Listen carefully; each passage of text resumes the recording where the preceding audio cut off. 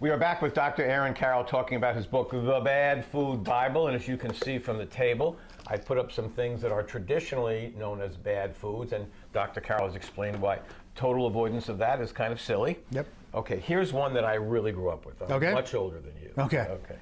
Because I remember my grandfather, all he would eat was margarine. Oh no, we had this. We still had this fight in my house. When I was a do kid. you really? Oh, still. And so butter, margarine, do we care? Yeah, and it's funny because it's like at the time, butter and margarine was the big thing, and everybody was worried about butter because it was a saturated fat and it was an animal fat, and everybody turned to margarine.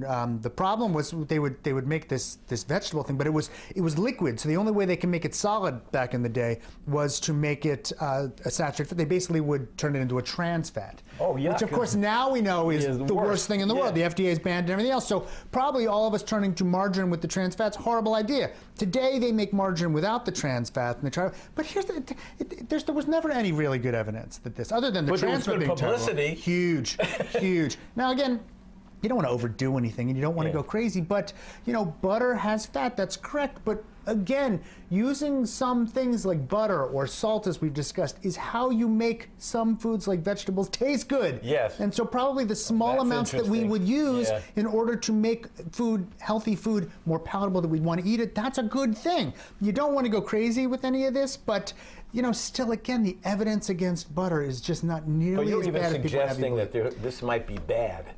Well, once they took the trans fats out, I like roll my eyes in the sense like I don't really care. Whichever one you want to do is fine. There's really not much of a huge danger in either one as long as you're careful about what you do. And people can make an argument about why one is better or one is worse. You know, these days I think the trend is shifting back towards butter a little bit in the sense that it tastes better. But not only that, it's naturally just what it is. You're not putting all the chemicals. Fine.